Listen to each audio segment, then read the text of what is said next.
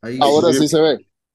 Ok, ok, bueno, muchas gracias, buenas tardes a todos. Vamos a comenzar con la presentación del día de hoy. Uno de los temas que parece que está en boga en diferentes lugares en Latinoamérica, en México no es la excepción, obviamente, es la aplicación de la tecnología esta de tratamientos superficiales como microaglomerado, microsuperficie o micropavimento, como se conoce en diferentes lugares en Latinoamérica. Hay una guía, obviamente, la referencia aquí es el organismo en los Estados Unidos que es la ISA, el International Slurry Surfacing Association, que a través de sus boletines técnicos y guías de diseño, obviamente nos van guiando para trabajar con este tipo de materiales y accesorios. Entonces, en este aspecto, la guía de diseño de la ISA, el boletín técnico 143, esta va a estar, la presentación está obviamente sustentada en esta guía de la ISA.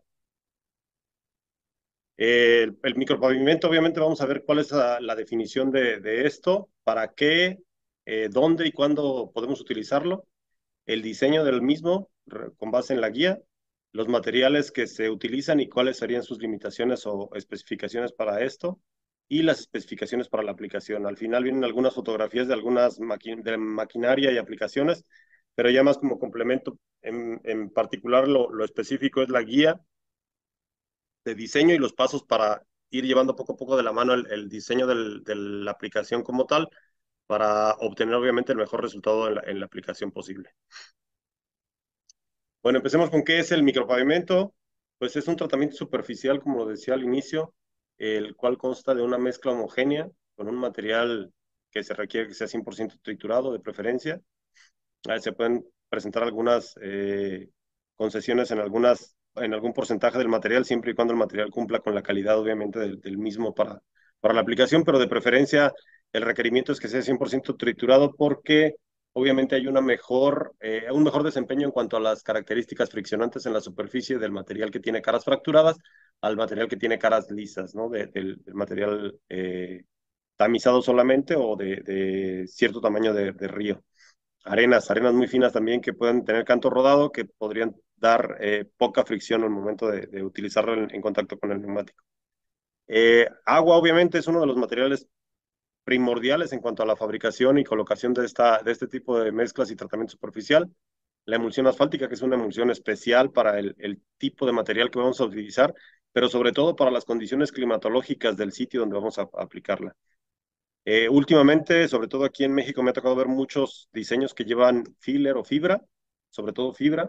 El filler generalmente está incluido en casi todos los diseños, pero la fibra vino a ser uno de los componentes adicionales hace unos 4 o 5 años que empezó a promoverse aquí en México y se empezó a dar con buenos resultados en algunas aplicaciones, sobre todo con la principal finalidad de tratar de retardar el reflejo de grietas o de fisuras en el pavimento donde se colocaba este tipo de tratamiento.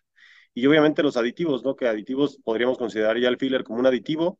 Si el material pétreo cumple perfectamente con la curva granulométrica, no necesitaríamos adicionar ninguna cantidad de filler o de material fino, pero si nos da la oportunidad de que el material, en cuanto a su curva granulométrica, tiene algún cierto margen o alguna deficiencia incluso en esa parte fina del material, podríamos adicionar filler como un aditivo de relleno. Pero adicionalmente a eso hay aditivos de productos químicos que se pueden utilizar buscando siempre alguna finalidad en el sistema como tal.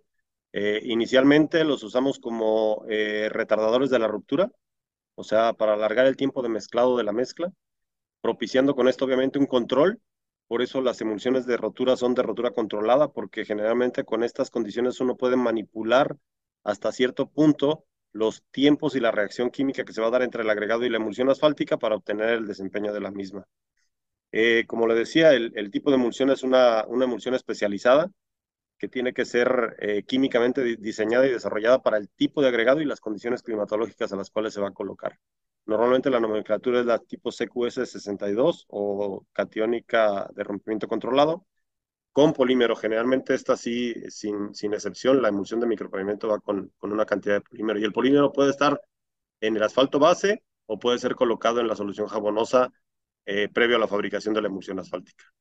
E incluso algunas aplicaciones se han hecho con la adición después de fabricada la emulsión asfáltica, el cual se conoce como el proceso de post-addition, en el cual ya una vez fabricada la emulsión asfáltica se define qué cantidad de polímero va a llevar y se le adiciona externamente a la emulsión, homogenizando la mezcla y tratando de tener un fluido, en este caso de asfáltico homogéneo, para poderlo colocar en la aplicación.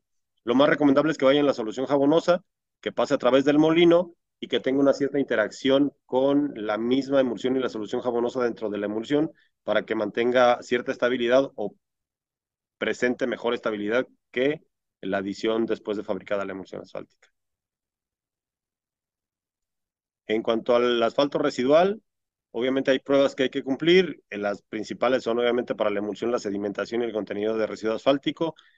Por destilación, en el documento que nos compartió el ingeniero Carlos Mata ayer, me parece, en el grupo que estamos aquí de IPA y del Instituto Centroamericano del Asfalto, compartió la técnica más reciente revisada del boletín técnico del A143 de la ISA, y ahí viene la nota ya que para la temperatura para determinar el contenido de asfalto en la emulsión, se sigue manteniendo la recomendación de la prueba por destilación, a pesar de que ya hay otras metodologías que se trabajan y se están promoviendo desde los Estados Unidos, de la AASHTO, para recuperar el residuo asfáltico, con la intención de no dañar obviamente los polímeros dentro de la emulsión. Entonces la recomendación aquí por parte de la ISA en esta guía es que la temperatura deberá mantenerse alrededor de 177 grados centígrados por un tiempo más o menos de 20 minutos. Esto con la intención de sacar la mayor cantidad de agua posible de la emulsión, pero no llegar a temperaturas más altas como normalmente estamos acostumbrados cuando se destila una emulsión, con las temperaturas arriba de los 200 grados, ¿no? Que esto, eh, por obviamente información de los proveedores fabricantes de polímeros, indican que la degradación del polímero estaría muy, muy cerca de darse con esas condiciones de temperatura.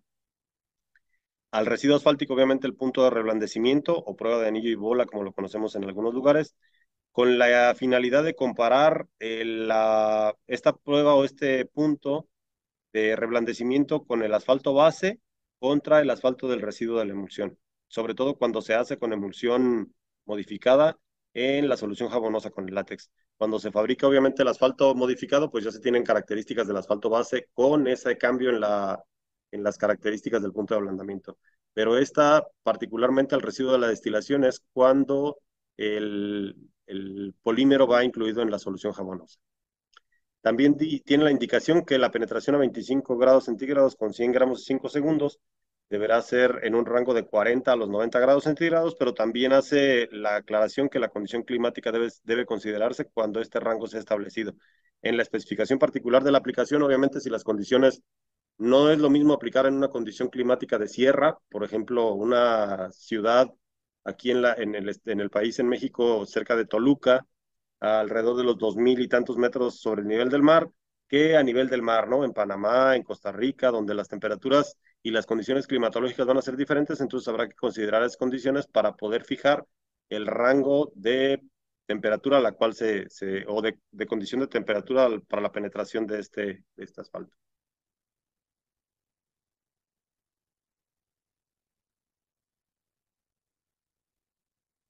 ¿Para qué vamos a utilizar un micropavimento? Generalmente como tratamiento superficial y por las características de casi todos los tratamientos superficiales, pues primero que nada es proteger la estructura de nuestro pavimento.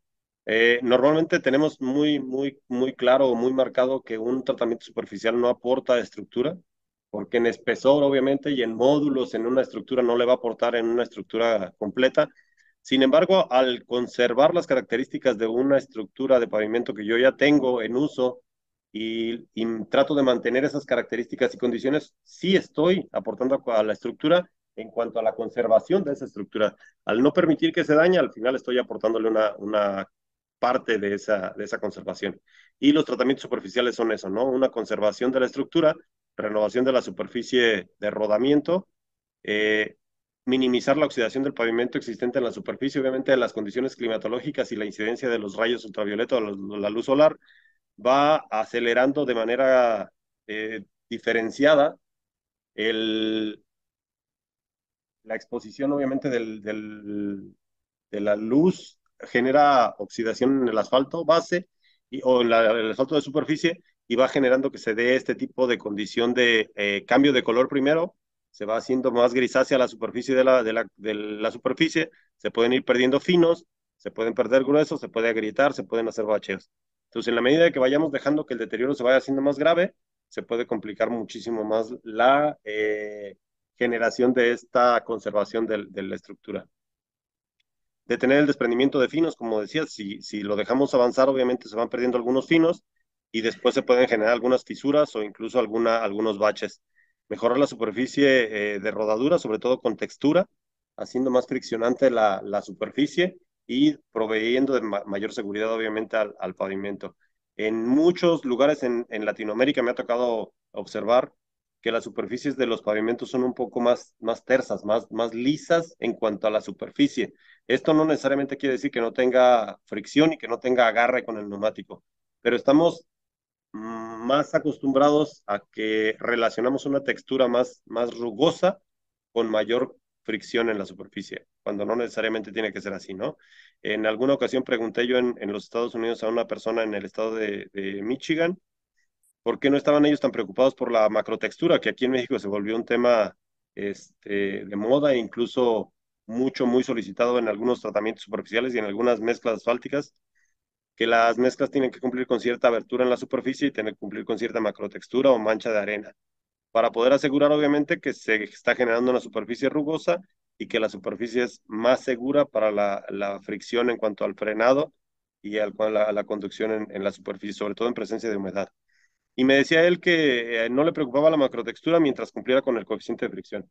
Entonces, realmente creo que lo que nos debería de interesar más que si la textura es suave o rugosa o lisa o en pendiente o en diferentes tipos de condiciones de la superficie, es justamente eso, ¿no? Que el parámetro de seguridad más apropiado para medir sería el coeficiente de fricción, porque eso es finalmente lo que nos va a determinar si un neumático en una condición adversa podría tener o no agarre con la superficie del pavimento y frenar en una distancia determinada, que al final eso determinaría si el accidente puede evitarse con pérdidas humanas o implicaría algún riesgo para esto, ¿no? Evitar la entrada de agua. Finalmente, al yo colocar una nueva capa de asfalto, si se fijan en la fotografía, se puede apreciar las dos superficies. La superficie sin tratamiento y con el tratamiento, y obviamente sin el tratamiento se empiezan a ver algunas pequeñas fisuras o grietas que si no las cubrimos o no las tratamos, obviamente van a permitir entrada de humedad. Esta humedad va generando obviamente socavación en el material de la mezcla, incluso hasta más abajo en los materiales de la estructura del pavimento, y me puede generar un daño tan grave que tenga que reconstruir un pavimento. Entonces, si puedo evitarlo con un tratamiento superficial, la verdad es que nos va a ayudar muchísimo a un costo muy bajo y nos va a prolongar la vida útil de nuestro pavimento por mucho más tiempo. En los tiempos de vida útil de los tratamientos, dependiendo de la condición, obviamente, de la superficie del pavimento en el que se va a colocar, podrían ir desde los 3, 5, 7 o 10 años, dependiendo de la condición en la cual se aplique y obviamente al tipo de tránsito o carga de tránsito que se le esté solicitando. ¿Dónde utilizarlo? Bueno, en cualquier superficie que no tenga una falla estructural, para empezar, ¿sí? Áreas deportivas, estacionamientos, zonas residenciales, aeropuertos, carreteras, puentes e incluso reparando roderas de hasta 2 pulgadas de profundidad.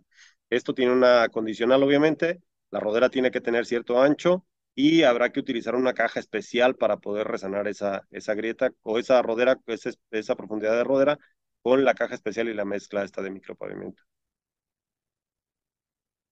¿Cuándo lo debemos colocar? Bueno, de manera correctiva, mejorar obviamente las condiciones de superficie cuando ya se ha visto algo de intemperismo o que ya empieza a haber desprendimiento de materiales en la superficie. Pérdida de la condición friccionante, como lo decía, y finalmente con una condición estética.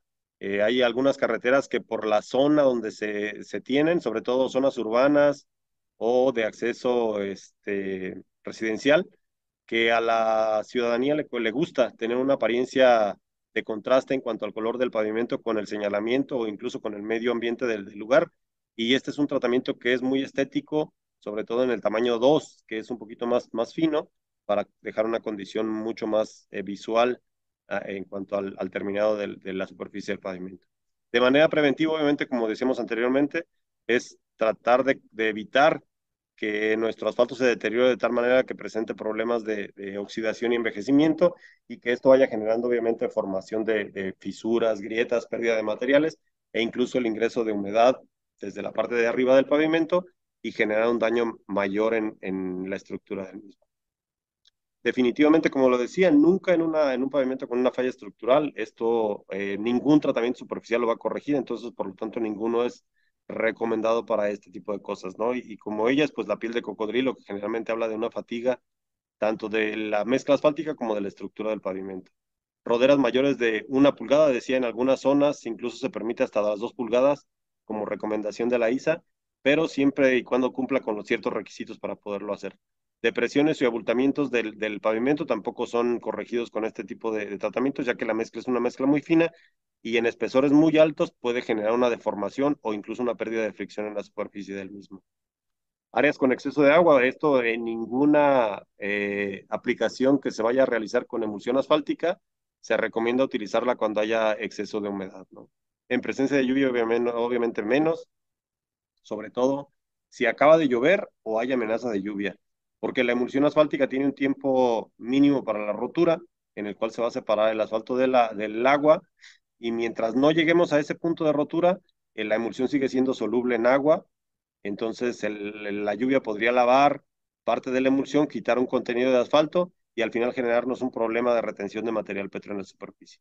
Así como en bacheos, tampoco es una mezcla que se puede utilizar para bacheo, por lo que comentaba hace un momento, ¿no? Es una mezcla generalmente de 3/8 afinos, con excepción de Brasil, que tiene un poquito más grande la granulometría en sus aplicaciones, pero en la generalidad y como referencia con la guía de la ISA, la guía normalmente nos dice que de 3/8 afinos. Entonces, este material en una profundidad de un bache que normalmente van, cuando bien nos vaya, 5 centímetros, si no es que más, en esa condición, obviamente, una mezcla fina tiene cierta tendencia a la deformación por el tamaño del material más grueso, ¿no?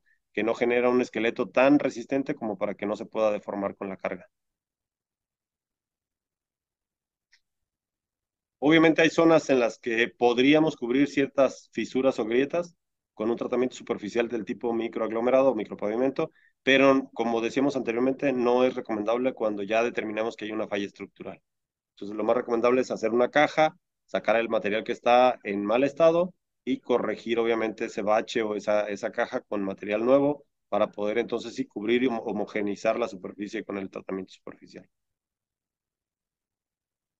Para el procedimiento de diseño y los materiales, como sus especificaciones, nos vamos a guiar en este orden. Vamos a hablar de los materiales pétreos. El primer paso de esto es una vez que ya tenemos evaluados los materiales pétreos, tenemos que encontrar un tiempo mínimo de mezclado en el cual nuestra mezcla va a permitir que se manipule antes de colocarlo en la superficie del pavimento y después tendría que romper de manera casi inmediata. Entre más rápido hay una reacción química de la emulsión con el agregado, más rápido vamos a desarrollar cohesión y más rápido podríamos abrir al tráfico, porque van directamente relacionadas una cosa con la otra. Para yo poder tener una mezcla viable, obviamente tengo que tener ese tiempo de mezclado, pero también tengo que considerar mi cantidad de agua que estoy utilizando en la mezcla. Y para esto voy a hacer una prueba de consistencia, una prueba que se parece mucho al cono de revenimiento de los concretos, en el cual voy a medir la facilidad de esta mezcla para poderse expandir en unos círculos concéntricos y darme cierta textura o cierta característica de la mezcla en la cual yo la pueda manipular fluidamente, pero que no significa que se pueda escurrir en los extremos de la aplicación. Después voy a medir la cohesión, obviamente, tiempo de rotura y cohesión, para determinar en qué momento mi mezcla ya desarrolló una cohesión suficiente para poder soportar un tránsito lineal.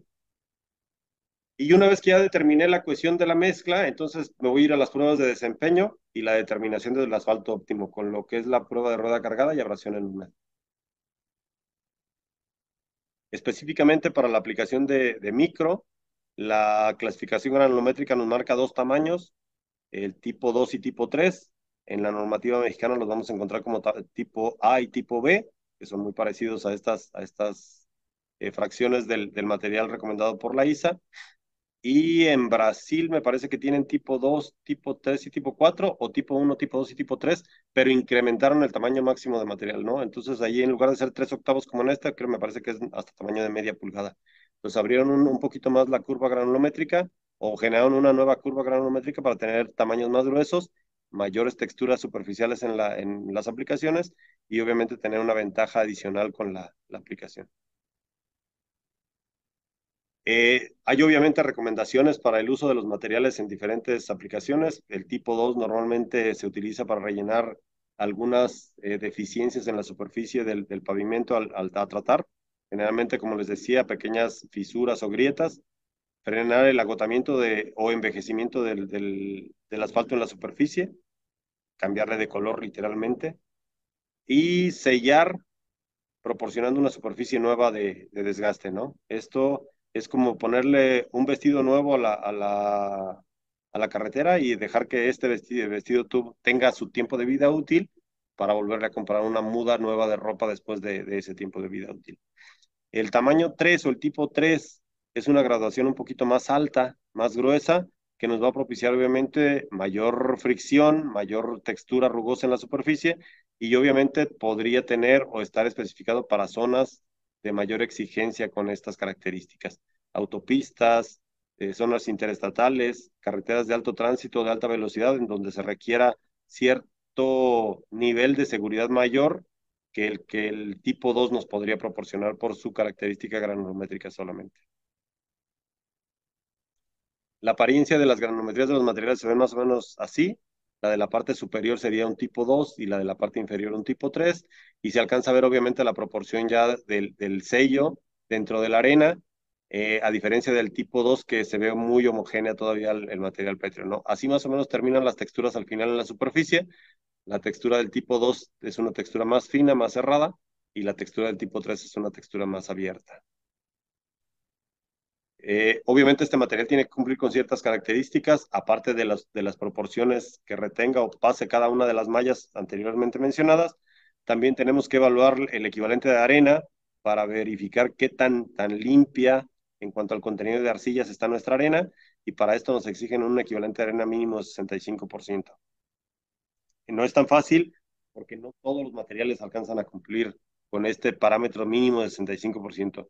Y muchas veces en las zonas de trituración, por un mal ataque de los bancos de materiales o por contaminación de la alimentación en cuanto a los materiales en la trituración, se adicionan ciertas cantidades de arcilla en la trituración y esto se va arrastrando desde la primera etapa de trituración del material hasta los finos que ya terminan en la arena del material, propiciando obviamente un equivalente de arena más bajo de lo que normalmente debería de tener un material 100% triturado.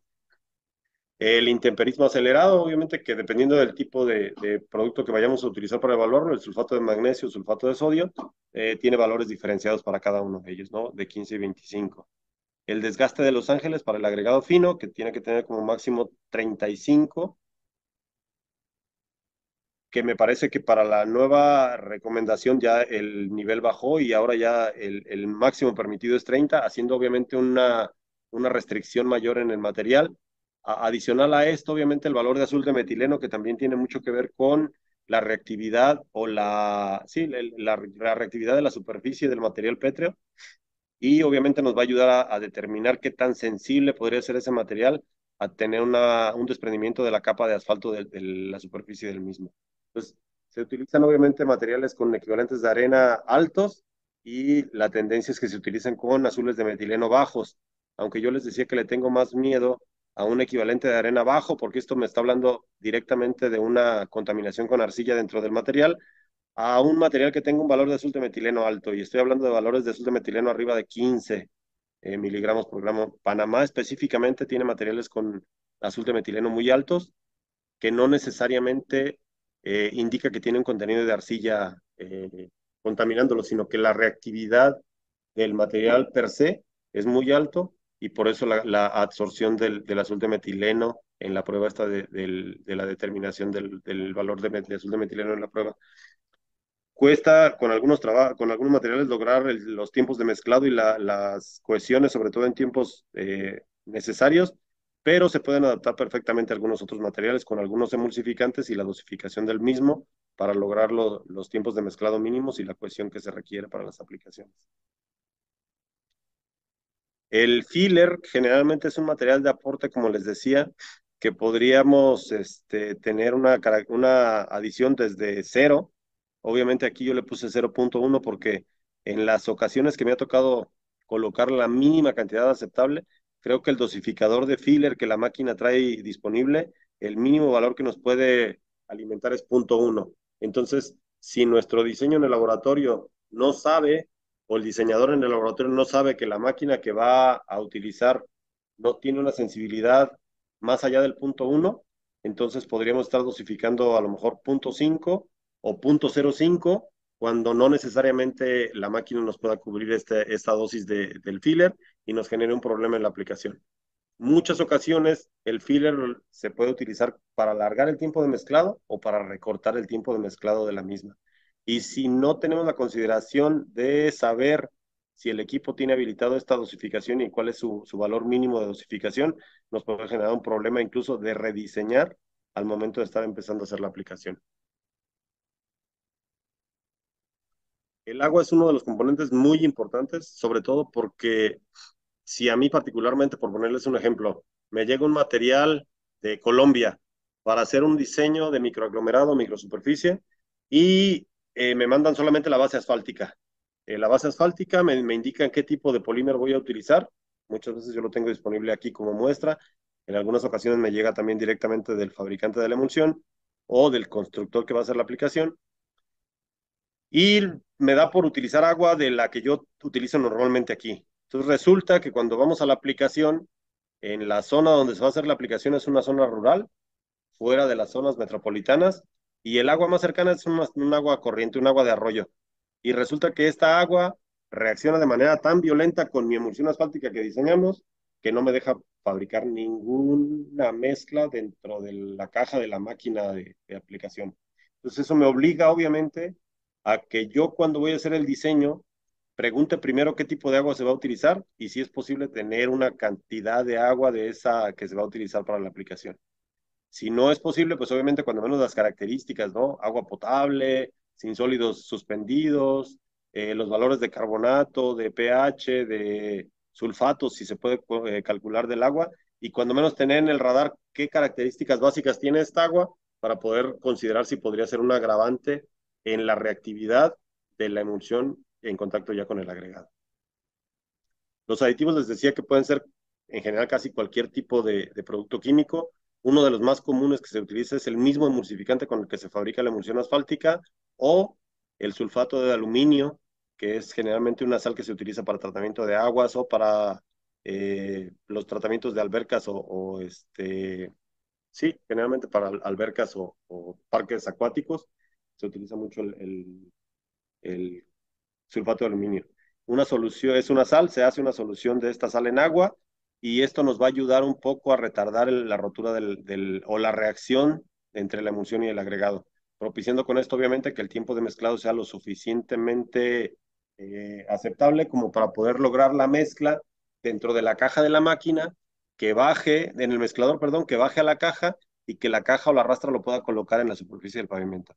Una vez que ya lo dejamos fuera de la caja, lo que queremos es que rompa lo más rápido posible y que empiece a sacar el agua de la mezcla para que desarrollen la cohesión en el tiempo mínimo posible y poder abrir el tránsito lo más rápido posible. En el diseño de la mezcla lo que vamos a buscar es que la compatibilidad asfalto agregado o emulsión agregado, en este caso, emulsión asfáltica agregado, con la inclusión obviamente del agua, del filler y de cualquier otro aditivo, se haga un solo sistema. Hay que tener cuidado porque todo le puede afectar a este sistema. La condición de clima real, la característica de la maquinaria, si tenemos, hay muchas maquinarias que la caja debe de tener un sinfín o un par de sinfines trabajando. Algunas solamente traen un sinfín trabajando, algunas no traen ningún sinfín trabajando, y eso obviamente hay que considerarlo cuando se va a hacer la aplicación, porque podríamos tener algunas contraindicaciones o deberíamos de prever, obviamente, que los tiempos de mezclado deberían de ser mayores para poder facilitar la aplicación del tratamiento en la superficie. Las pruebas de mezcla y desempeño tienen obviamente una referencia, el tiempo de mezclado, según el boletín técnico 113 de la ISA, nos pide que sea controlable cuando menos 120 segundos, hablamos de 2 minutos. Como referencia, Brasil, por ejemplo, en algunos diseños que nos ha hecho o hemos hecho con ellos, nos han pedido que cuando mínimo ellos con 90 segundos, minuto y medio, ellos con 90 segundos son capaces de aplicar el tratamiento y no requieren, si fuese necesario, no requieren los 120 segundos. Sin embargo, hay algunas zonas aquí mismo en México que nos han pedido alrededor de 4 o 5 minutos de mezclado por, primero, desconocimiento de la aplicación, porque lo van a empezar a trabajar y tienen que agarrar obviamente familiaridad con el mismo, o porque la zona donde están aplicando podría tener algunas complicaciones en cuanto a la aplicación con la máquina, tiene que tener un tiempo adicional para la corrección o aplicación manualmente, y si el tiempo es muy corto, pues obviamente la mezcla rompe y no permitiría ese tipo de manipulación. Para determinar en qué momento puedo abrir yo al tráfico o al tránsito sobre esta aplicación, el boletín técnico de la ISA 139 que me habla de la cuestión en húmedo, me pide que a los 30 minutos yo haga un torque sobre la mezcla y ese valor de torque me tiene que dar un valor de 12 kilogramos centímetro mínimo para considerar que me está rompiendo dentro del valor de ruptura dentro de los 30 minutos y que yo la puedo considerar como una emulsión de rotura controlada o rotura rápida.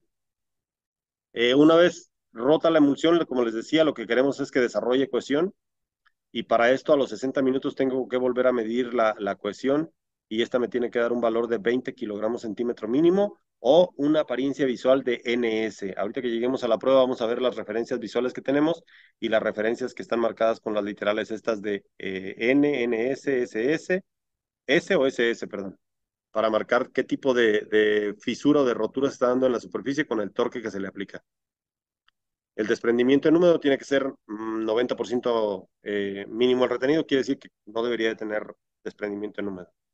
Pérdida por abrasión en húmedo es la otra prueba muy específica que se hace para este tipo de aplicaciones. Ya hablando del desempeño de la mezcla, lo que voy es a fabricar especímenes del tamaño más o menos de 30 centímetros de diámetro. Es un círculo de material que se hace pasar por la malla 4, que esa es una de las condiciones que particularmente a mí no me gusta mucho, porque al final estoy evaluando un material que no necesariamente estoy colocando en la superficie del pavimento, sino que le estoy evaluando solamente la condición a una estructura de una mezcla sin el material grueso que retiene la malla 4. Entonces, la técnica, el TB, el boletín técnico 100, me pide que pase todo el material por la malla 4 y lo que pasó por la malla 4, entonces que fabrique un espécimen de ese diámetro y que lo ponga a secar en el horno, mínimo 16 horas. Una vez seco, lo sumerjo en agua y puedo sumergirlo en agua 1 hora o 6 días. Y después de ese periodo tengo que volverlo a poner en una máquina que es como una batidora que hace las veces de una abrasión, una máquina de abrasión con un pedazo de manguera de hule sobre la superficie de la mezcla, sumergido en agua y empieza a hacer un movimiento cíclico sobre la superficie o circular sobre la superficie de la mezcla, propiciando obviamente un desgaste en presencia de humedad. Esto tiene un cierto concepto de que si la afinidad entre el asfalto y el agregado no es tan buena, en cuanto a la inmersión en agua se dé y la entrada de humedad se vea presente en la interfase asfalto a agregado, obviamente va a haber un desprendimiento mucho mayor. También si el agregado es sensible al desgaste, también se va a notar en esa prueba. La otra prueba es la del desplazamiento lateral y la del el exceso de asfalto con la rueda cargada. Generalmente la del desplazamiento lateral es para cuando se van a hacer aplicaciones dobles, una sobre de otra, para evitar que se vaya deformando este material.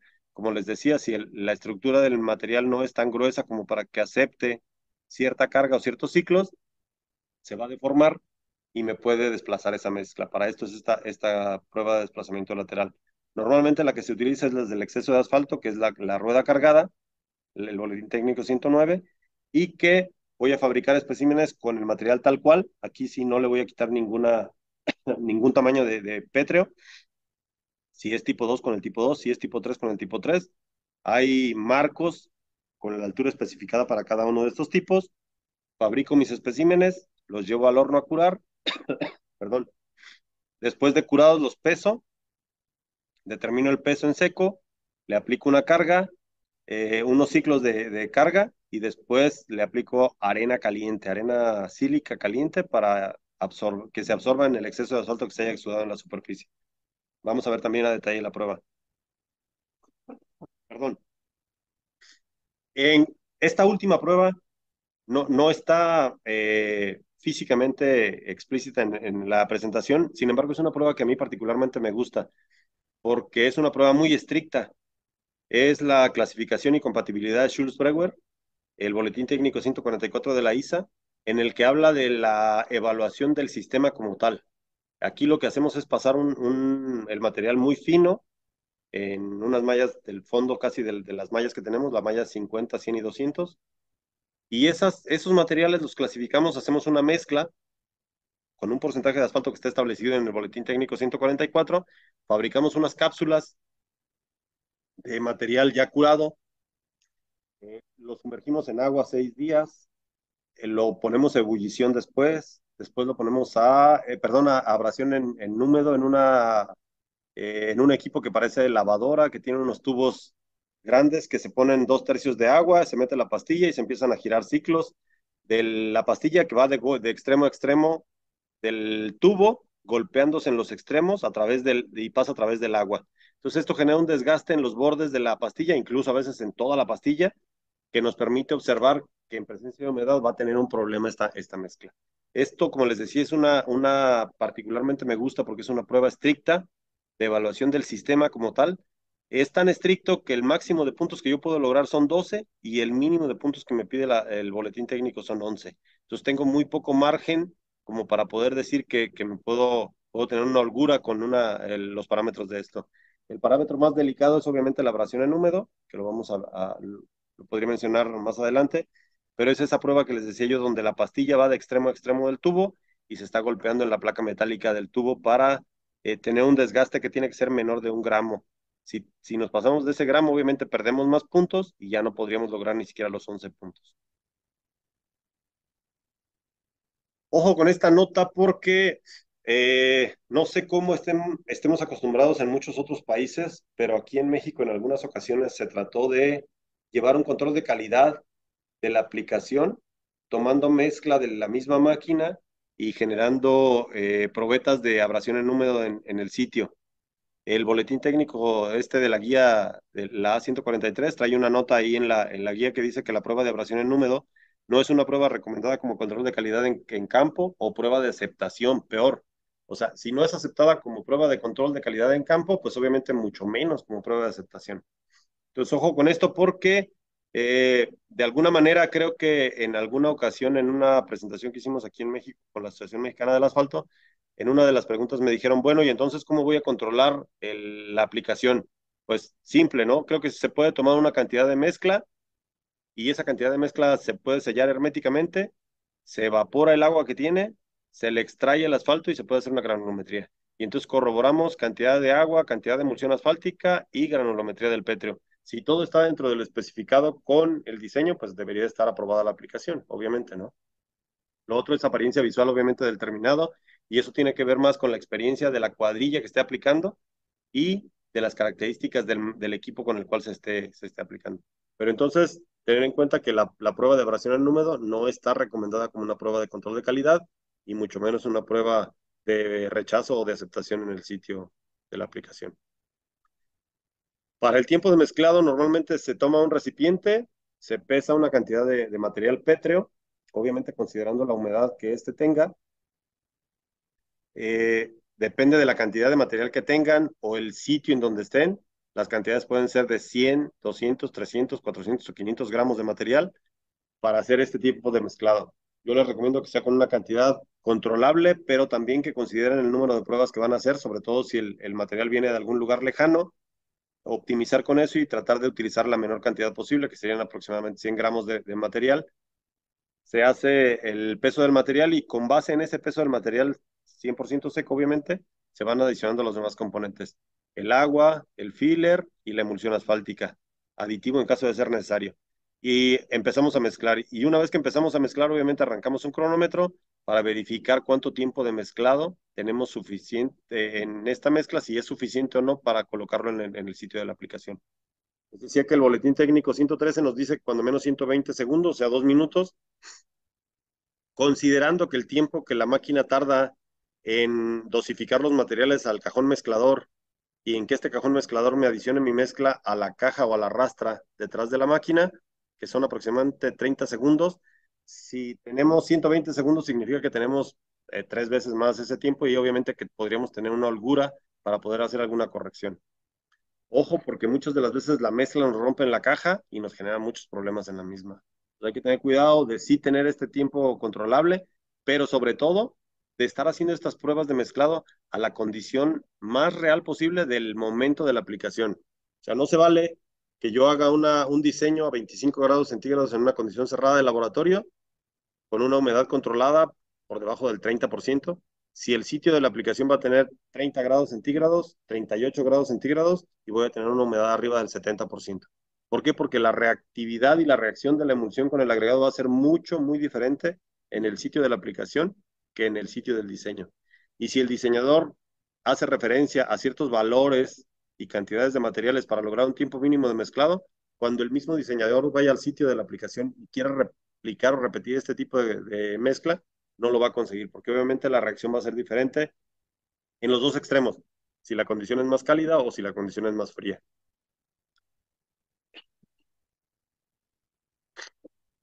La prueba de consistencia,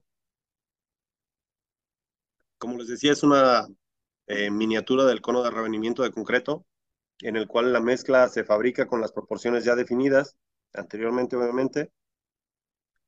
Se pone un círculo, un cono en una hoja que viene de referencia en el boletín técnico de la ISA 106, que trae círculos concéntricos separados 1 centímetro uno del otro.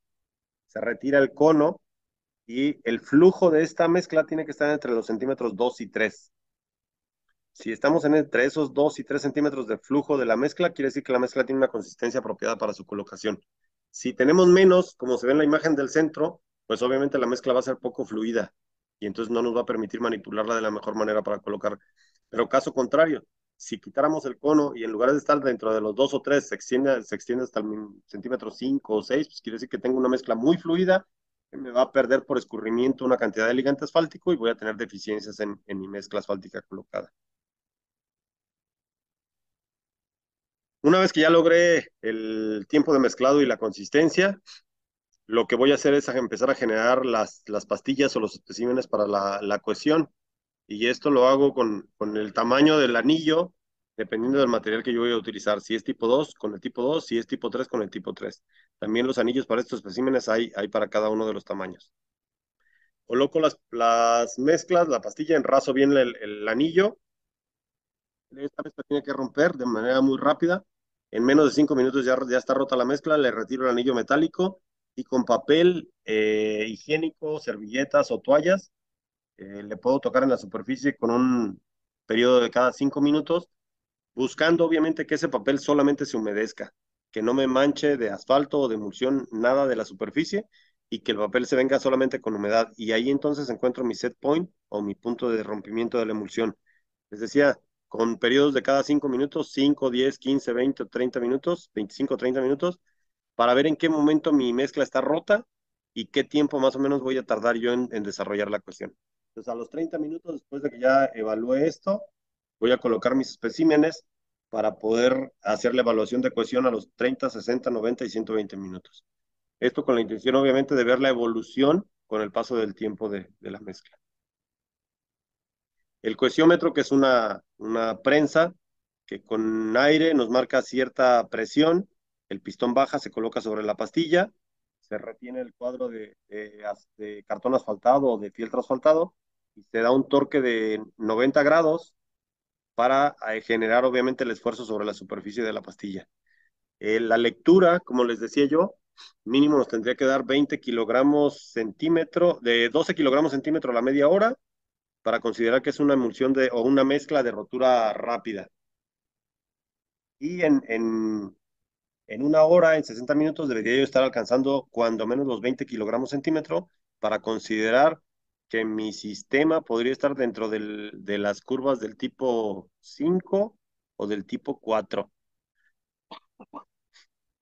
que serían obviamente los comportamientos lineales de un Quick Set Quick Traffic, la línea número 5, o la línea número 4 de un Quick Set Quick Traffic, sin ser de manera tan lineal y tan directa, ¿no? con un comportamiento bastante aceptado. Ojo con el comportamiento de la curva número 3, que sería un falso slurry o una falsa rotura, porque inicialmente nos podría desarrollar cohesión en el tiempo de un periodo de media hora, pero al periodo de una hora darnos incluso peor el comportamiento que a la media hora. Y esto estaría hablando de que hay una reacción muy rápida con alguna parte del material pétreo dentro de la mezcla y el resto de la emulsión se mantiene sin romper.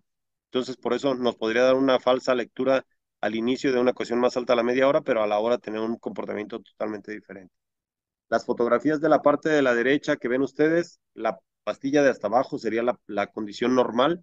Cuando yo le aplico el torque a la pastilla y en ese recorrido de los 90 grados que le hago al torquímetro, mi lectura está por arriba de los 12 kilogramos centímetro, pero mi apariencia de la pastilla rota se asemeja a esa condición de la pastilla final, entonces mi condición no pasa de los 12 kilogramos centímetro y lo más que puedo tener es una condición normal.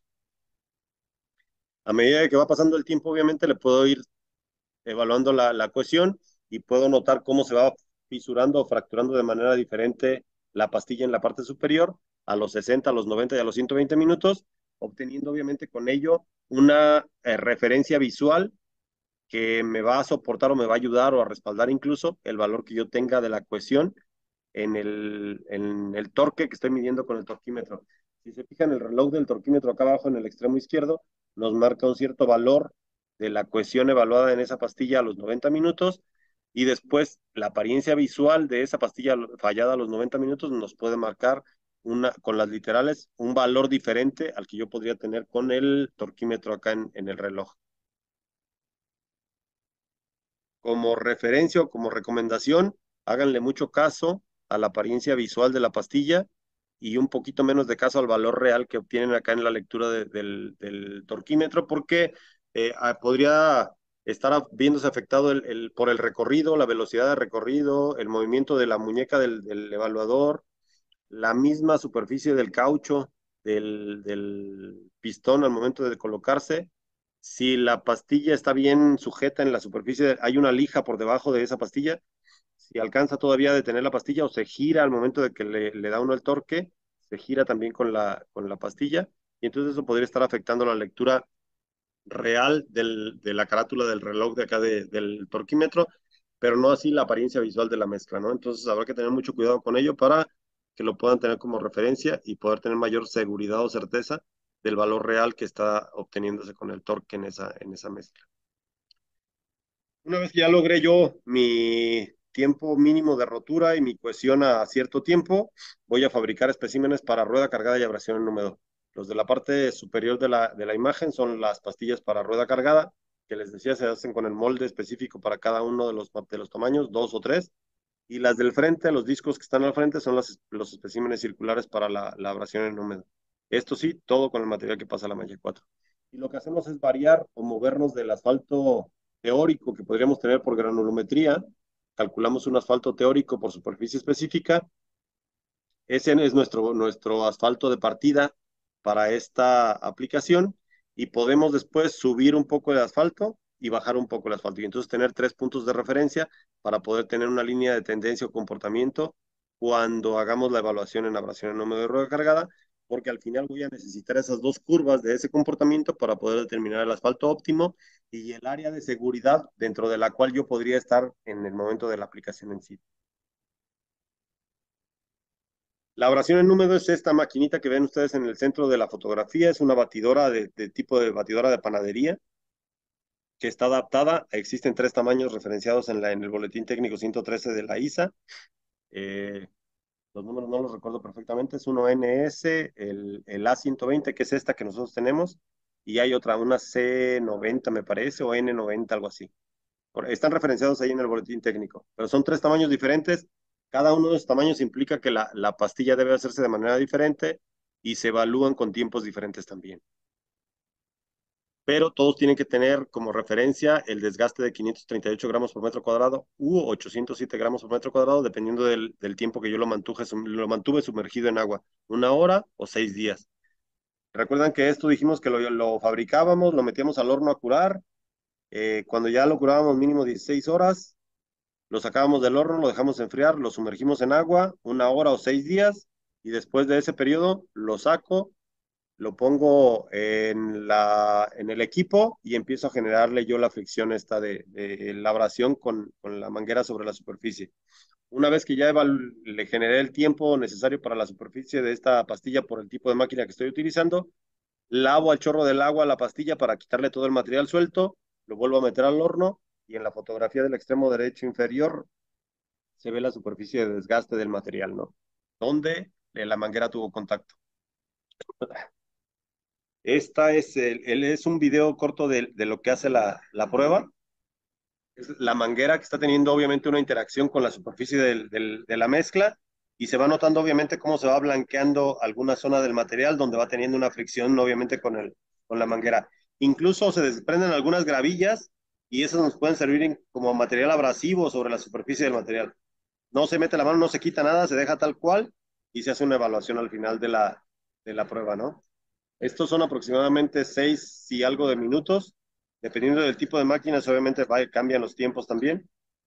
Una vez que se concluye el tiempo, lo que les decía, este material ya se empieza a ver con diferente coloración en el agua, porque ya obviamente hubo un desgaste tanto de la manguera, por la textura rugosa de la superficie de la mezcla, como del material pétreo y del asfalto que ya se desgastó o se desgranó de esta mezcla. Entonces lo que hacemos aquí es lavarlo, secarlo y pesarlo nuevamente para ver cuánto material fue el que se perdió y calcularlo por metro cuadrado. En cuanto a la rueda cargada, lo que hacemos es que se fabrican los especímenes, se curan igual en el horno, se colocan, se pesan obviamente secos, se colocan en la máquina de la rueda cargada, se les coloca la rueda en la superficie, se colocan 125 libras de carga, se le aplican 1000 ciclos a esa pastilla y después de los 1000 ciclos se retira la carga, se levanta la rueda y se le aplica arena sílica a 80 grados centígrados para propiciar que se adhiera la arena sílica a 80 grados centígrados en el asfalto que la rueda provocó que se exudara o se fuera a la superficie de la pastilla. La diferencia de pesos, obviamente, entre la pastilla inicial y la pastilla después de la arena, nos van a indicar el exceso de asfalto en la superficie.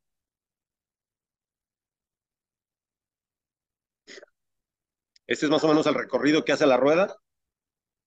Incluso se puede mojar la superficie de la pastilla o de la rueda para evitar que se pegue o se adhiera el asfalto a la superficie del neumático o de la llantita esta y se vaya llevando parte del material. Entonces hay una recomendación por parte de la ISA que si empieza a ver, le llaman ellos stick o cierta adhesión del asfalto a la llantita o que se escuche que se está queriendo pegar, se le puede rociar agua entre la superficie de la rueda y la superficie de la mezcla. Y ahí evitar obviamente que el asfalto se desprenda. Si se le coloca el agua, obviamente hay que considerar que una vez que se levante la rueda, se terminen los 1000 ciclos, hay que meterla al horno otro rato para poderla secar a peso constante y entonces sí poderle poner la arena a los 80 grados centígrados. Los valores obtenidos, obviamente, tanto de abrasión en húmedo, que es en este caso la gráfica que estamos viendo, tiene un comportamiento obviamente lógico a raíz o a medida de que yo reduzco la cantidad de asfalto en la mezcla, pues obviamente dejo más material expuesto, menos cohesión en la mezcla y mayor cantidad de material desprendido. Entonces, en el eje de las Y ustedes pueden ver la pérdida por abrasión, que es en gramos por metro cuadrado, y en el eje de las X ven el contenido de asfalto. A medida que yo voy subiendo el contenido de asfalto, mi desprendimiento va cambiando, va disminuyendo y obviamente, como les decía, tiene una lógica. Cuando yo tengo un exceso de asfalto en la superficie de la pastilla, pues obviamente el asfalto es inmiscible con el agua. Entonces, aunque la manguera tenga cierta abrasión, la superficie se vuelve poco friccionante, lisa, por decirlo de alguna manera, y la manguera puede pues, estar patinando en la superficie y no me desgasta la superficie de este tratamiento. Entonces, por eso se puede ver que la tendencia es que a la medida que yo voy incrementando el porcentaje de ligante asfáltico, obviamente el desgaste va bajando. Caso contrario con la rueda cargada. En la rueda cargada, en la medida que yo voy incrementando el porcentaje de ligante asfáltico, obviamente después de los 1000 ciclos, tengo más asfalto exudado en la superficie y eso me va a aceptar una mayor cantidad de arena. Entonces voy a observar que los porcentajes de adhesión de arena van subiendo conforme voy subiendo el porcentaje de asfalto. Al final hago una mezcla de estas dos curvas y en el punto de cruce de las dos, lo llevo al eje de las X y determino cuál sería la cantidad óptima de asfalto para ese material que yo estoy evaluando. La ISA nos marca un porcentaje de más menos uno, dependiendo del asfalto óptimo donde tengamos el cruce de estas curvas. Colombia, por ejemplo, lo redujo, lo metió a 0.5 nada más. México lo sigue manteniendo igual en 1% como la ISA, que nos hablaría, por ejemplo, si en esta gráfica que ustedes ven estamos hablando del valor de 7.9 del asfalto óptimo, yo estaría en el rango desde el 6.9 hasta el 8.9, mientras no me pase de los 538 gramos o de los 803 gramos por metro cuadrado de desgaste que podría tener. Eso traza una línea en la superficie horizontal al eje de las X, en el valor máximo de los gramos por metro cuadrado perdidos, y ahí, mientras no me pase de esa línea, puedo estar dentro de ese rango de más o menos uno, que podría ser aceptable en la condición de aplicación de campo. ¿Por qué tanto? Porque obviamente es imposible que en campo mantenga las condiciones tan apegadas como las de laboratorio en el diseño. Entonces, lo más seguro es que tengamos, perdón, variaciones hacia arriba o hacia abajo, y entonces por eso esta consideración de que tengamos un rango de más o menos 1%, les decía, o un poco más estricto como en Colombia de 0.5, para propiciar que el tratamiento esté dentro de lo especificado en cuanto al desgaste o la adhesión de arena, pero que me permita cierta holgura y no me pida específicamente un punto específico, ¿no? Para el contenido óptimo del asfalto. Los materiales que componen esta mezcla se diseñan obviamente dentro de los siguientes límites. El asfalto residual, el boletín técnico nos hace una recomendación que debe estar entre el 5 y el 10.5% con respecto al agregado seco. Ojo, el residual, no la emulsión asfáltica, o sea, el asfalto base de esa emulsión. El filler, que puede ir desde cero, les decía, no necesitarlo hasta el 3 máximo por ciento con respecto al agregado seco. El contenido de polímero en la emulsión, igual mínimo 3%. Aditivo, lo que sea necesario, si es que se necesita, y agua lo necesario para obtener una buena consistencia. Esta sí, optimizarlo al punto mínimo posible, porque recuerden que entre más agua tengamos, más nos vamos a tardar en sacarla de la mezcla y obviamente más podríamos tardar en desarrollar la cohesión. Entonces, la relación del agua con la cohesión es muy directa y en cuanto menor cantidad de agua tengamos, más rápido se desarrolla la cohesión y más rápido podemos abrir al tránsito. En el diseño que se entrega por parte del laboratorio, obviamente, deberán ir indicados las cantidades individuales de cada uno de los materiales que se requieran para complementar el diseño, ya bien sea de filler, aditivo, agua, asfalto, porque obviamente esto es una referencia para la cuadrilla en el momento de la aplicación. Incluso el punto de partida para poder después ellos hacer ajustes en el sitio. Y también te podría tener la necesidad de hacer ajustes en este sitio de campo de aplicación, pero también deberían de estar marcados en ciertos rangos, ¿no? No salirnos de unos rangos específicos para poder obtener una consistencia óptima o aceptable de esta mezcla en la aplicación. Las tolerancias de la mezcla, tanto para el slurry como para el micro, se determina que el asfalto residual podría tener una variación del punto de 1 hasta del 1%, ¿no? Les decía que en Colombia lo redujeron, lo llevaron al 0.5%. Esto lo hace más estricto, pero también hace que se tenga mayor control en la aplicación. El, la consistencia de la mezcla no debe variar más de 0.5 centímetros, es decir, dentro de los centímetros 2 y 3, yo podría estar con 0.5 más de centímetros, no más, para poder asegurar que mi mezcla tiene una consistencia apropiada para la colocación. Y la tasa de aplicación del material, que también hay una referencia por ahí en el boletín técnico de la ISA, de las cantidades de kilogramos por metro cuadrado que se pueden colocar, también puede tener un rango o un margen de variación del 1.1%, o en kilogramos por metro cuadrado, perdón. El equipo es un equipo muy especializado, creo que esto lo vimos en la charla anterior, que si tuvieron la oportunidad de verla, es un equipo que es específico, es una máquina que está montada en un tractocamión, la máquina hace todo, carga el agregado pétreo, carga emulsión asfáltica, carga agua, carga aditivos y carga filler. Y si necesita fibra, también puede cargar fibra. Entonces, el camión tiene toda la facilidad de tener todos los componentes de la mezcla, trae un motor auxiliar y un equipo que mueve el mecanismo del mezclado y la colocación, entonces puede hacer autónomamente la mezcla. La imagen nos permite ver, obviamente, en la parte frontal los dos tanques para el agua y para la emulsión, la tolva para el agregado pétreo. En la parte de atrás se ve el tanque blanco o plateado de la derecha de abajo, que es el del aditivo, y detrás aquí de la escalera debería de haber un dosificador de filler, o cercano a la escalera un dosificador de filler, que es el que va entrando al cajón mezclador que está al lado izquierdo del tanque plateado chiquito.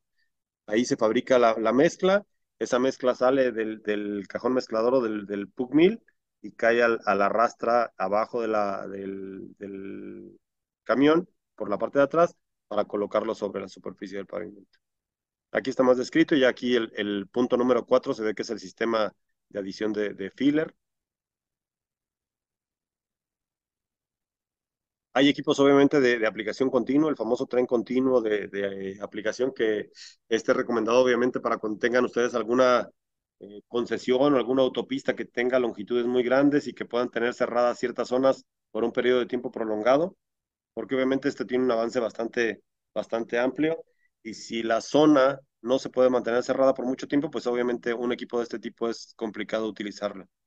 Pero en autopistas de diferente número de carriles, en el cual se puede tener cerrado un carril completamente y tener movimiento por el resto de las líneas, se puede utilizar. Es muy eficiente y obviamente eh, la cantidad de trabajo que saca por día es impresionante. Los camiones son camiones nodriza, los de arriba se pueden ver acoplados en la foto del extremo izquierdo superior a la máquina acoplada al camión acoplado a la máquina. En el extremo superior derecho se ve el camión, el cual trae dos cilindros horizontales, uno para cargar agua y el otro para cargar emulsión. La tolva, perdón, que carga el agregado pétreo o la arena. Y sobre la máquina se pueden colocar los sacos de filler, que en este caso puede ser cal o cemento. Esos se van adicionando conforme lo vaya necesitando la aplicación. La forma de la máquina trae un alimentador, el camión se puede acoplar a la parte frontal, alimentar tanto el material pétreo como la emulsión y el agua y volver a recargar la máquina para que siga trabajando. Esto genera obviamente que no haya paradas y arranques y que no haya esas líneas que necesitamos un poquito borrar con una lona o un plástico al inicio y paro de cada una de las aplicaciones para evitar que haya un escalonamiento y ese tac, tac, tac, tac cuando vamos circulando y que se puede percibir en una aplicación de asfalto. Esta es la secuencia que tiene la fabricación de la mezcla dentro de la máquina. Se fijan en el número 1 está la tolva, con su banda, obviamente en la parte baja la banda. Normalmente las máquinas más viejitas tenían una compuerta, la cual se podría abrir y cerrar, y entonces nosotros calibrábamos con esa abertura de compuerta en pulgadas para verificar qué cantidad de material petro estábamos alimentando con base en la alimentación de nuestra bomba de emulsión asfáltica. Si nuestra bomba de emulsión asfáltica tenía una capacidad suficiente para una cantidad de emulsión que me permitiera abrir más la compuerta, pues podría abrirla y eso obviamente me eficientaba porque me daba más volumen de material fabricado y más velocidad en la aplicación.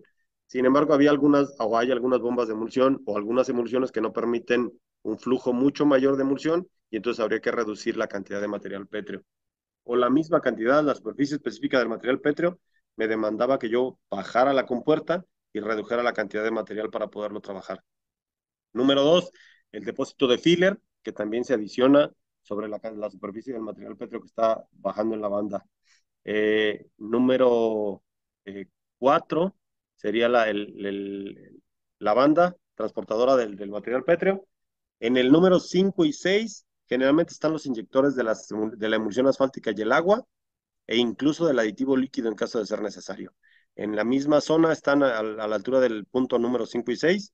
Ahí se dosifican los líquidos, emulsión, agua y el aditivo, y una vez que caen al pug mill, que sería el mezclador este de eje de doble paleta, eh, muchas veces son dobles ejes, son 30 segundos lo que les decía que puede tardar la mezcla en fabricarse y caer a la caja o a la rastra, que sería la parte número 9. Una vez que ya está ahí, ya lo único que tenemos que hacer es mover la máquina y empezar a dejar un espesor determinado que también se puede controlar con los zules en la caja para poder ir subiendo o bajando el espesor de esa aplicación. Entonces, esto es el corte lateral de lo que sería la fabricación y colocación de la mezcla en la máquina. Aquí está la referencia de las cantidades que la ISA en el boletín, la guía esta del boletín técnico 143 recomienda para ciertas zonas. El tipo 2 para calles urbanas y zonas residenciales, así como para pistas de aeropuerto, entre los 5.4 a los 10.8 kilogramos por metro cuadrado. Si hay que hacer alguna renivelación en algunas zonas, obviamente lo que se necesite para ello. Siempre y cuando, como le decía, la altura y el espesor no sea tan grande que pueda generarnos una mezcla deformable. Con el tipo 3, obviamente, para las vías primarias e interestatales, de 8.1 a 16.3 kilogramos, sube el tamaño de material, sube el espesor de la aplicación y entonces obviamente suben las cantidades de mezcla que podremos tener por metro cuadrado. Y lo vamos a utilizar para rellenar roderas o resanar alguna huella de la rueda de formación permanente. Entonces, lo que sea necesario, según el apéndice B que vamos a ver más adelante, el cual trae una referencia por ahí o recomendación para este relleno de roderas. La renivelación también, lo que sea necesario, siempre y cuando no nos excedamos de los espesores en la mezcla. Este sería el apéndice B que viene ahí en la misma guía de diseño y nos habla de, obviamente, ciertas cantidades para los tamaños de huella y la cantidad de material que podríamos colocar en esas mezclas. Pero nos hace una recomendación que en la profundidad de rodera, nosotros con la línea de perfil original de la vía, lo dejemos abultado cierta cantidad de milímetros adicionales, obviamente para que con la pérdida de humedad y la compactación o el rodado de los vehículos, el perfil baje casi al perfil real. Siempre generalmente va a quedar un poquito diferenciado, no es tan exacto, como últimamente lo he visto con algunas plantas de mezcla, algunos finishers de mezcla caliente en aplicación que dejan el perfil casi imperceptible, donde se hizo la reparación de un bacheo de caja, porque obviamente ya está bien calculado el abundamiento de la mezcla y el porcentaje que va a bajar en la compactación. Entonces queda al ras de la aplicación anterior y no se percibe esa reparación en la carretera. Aquí en este caso, obviamente, se recomienda cierta cantidad de mezcla en la superficie para propiciar, obviamente, que no quede en el hueco, pero que tampoco quede muy arriba de la superficie de la corona. Obviamente habrá que hacer una calibración de cada uno de los equipos y cada uno de los materiales nos va a demandar una calibración. Muchas de las veces, si la zona es una zona seca y de repente llueve, habrá que considerar obviamente la densidad bulk del material o la humedad en ese material bulk, porque nos va a alterar las cantidades de materiales que voy a tener en el mezclador y me puede alterar incluso el desempeño del diseño que yo tenía previamente evaluado, determinado o incluso hasta probado. Una calibración previa del material podría ser aceptada si las condiciones del material y del sitio de aplicación no han cambiado. O sea, si yo estoy en alguna población, en alguna ciudad donde el material es el mismo, las condiciones climatológicas son las mismas, pues mucho de eso me va a servir como previa calibración y ya no necesariamente tendría que ser una calibración adicional. Es un poquito complicada la calibración porque es mucho tiempo el que hay que invertirle. Hay que calibrar todo, agregado, emulsión asfáltica, aditivo, filler, agua incluso, para poder saber que la máquina tiene esa capacidad de poder replicar el diseño. Las máquinas nuevas, incluso el año pasado, no este año en enero, me tocó estar en Las Vegas en el workshop de la ISA y había algunas maquinarias que ya estaban promoviendo en las cuales asumían directamente el diseño. Entonces traen un tablero, una tablet, un tablero digital de una computadora, en el cual uno pone porcentaje de agua, porcentaje de filler, porcentaje de emulsión, porcentaje de lo que lleve, y la máquina automáticamente ajusta esos porcentajes en su equipo para dosificarlos en la mezcla. Entonces eso facilita muchísimo, obviamente, ¿no? Cuando ya nos alcance la tecnología y podamos tenerlos en las manos, entonces a lo mejor será mucho más fácil. Por lo pronto todavía hay que hacer algunos ajustes con las maquinarias que están disponibles obviamente en muchos lugares de América Latina. La condición de limitación por clima, como cualquier otra emulsión, no aplicar si la temperatura es menor de los 10 grados centígrados y la tendencia es hacia la baja. Se podría aplicar si la temperatura es de 10 o incluso un poquito menor de 10, pero si la tendencia es que la temperatura empiece a incrementarse. Un ejemplo es acá México, que para esta temporada de invierno podríamos llegar a tener zonas de climas en las madrugadas o muy de mañana cercanos al cero, entre 3, 5, 0 grados centígrados, pero a las 9 de la mañana ya estamos arriba de los 17, 20, 23 grados centígrados. Entonces, si esa es la tendencia, se puede empezar a trabajar, obviamente considerar que a una condición de temperatura más baja, el tiempo de mezclado se va a alargar y la cohesión también se puede retardar un poquito más. No aplicar si hubo temperaturas de congelamiento en algunas zonas, porque obviamente se puede quedar humedad retenida ahí o puede haber algún daño en la estructura de la superficie del pavimento. Temperaturas bajas pueden alargar tiempos de rotura y curado y temperaturas altas, al contrario, podrían acelerar estas dos condiciones, ¿no? En ambas condiciones habría que considerarlas en el diseño y hacer alguna recomendación para la aplicación. Obviamente habrá que notificar tanto a las zonas residenciales urbanas o zonas de carreteras, tanto estatales como federales, en caso de que se vaya a cerrar o a limitar el tránsito por un tiempo determinado. Si es zona residencial, obviamente a los servicios que generalmente acostumbran a transitar por esa zona y prevenir de no programar eventos, ¿no? Muchas de las veces está peleada la municipalidad con el constructor y cuando se enteran que van a hacer alguna aplicación, pues resulta que hay un evento programado y que no se puede hacer la aplicación, ¿no? O que hay conflicto entre la aplicación y el evento que estaba programado. Entonces, tratar de encontrar una coincidencia con la ciudadanía, con las zonas residenciales en todo caso, de que permitan ciertos días y a ciertas horas hacer este tipo de aplicaciones. Igual con los autos estacionados, ¿no? Porque nos ha tocado muchos conflictos también con zonas residenciales o carreteras dentro de las zonas urbanas, en donde hay gente que llega, deja el auto y no lo mueve, ¿no? Entonces esa zona se queda sin el tratamiento superficial y después hay que ponerle un parche ahí manualmente que no es tan recomendable. El control de tránsito, obviamente, aquí que en esta cuestión hay que exagerar. La verdad es que todo lo que se pueda poner de señalamiento nos va a ayudar a evitar accidentes y obviamente a proteger la salud y la vida de los conductores, incluso de las mismas cuadrillas y los trabajadores en el sitio de la aplicación. Hay que limpiar la superficie antes de la aplicación, obviamente, de preferencia con una barredora. Normalmente se hace en zonas de carretera con una barredora, pero si es necesario, pues meterle aire a presión y limpiar lo más que se pueda. Marcar y cubrir todas las tomas de agua, alcantarillas, bocas de tormenta, marcarlas en la superficie para taparlas y después volverlas a limpiar y que queden habilitadas. Esto es básico porque generalmente el NCAT lo tiene muy recomendado para todos los tratamientos superficiales.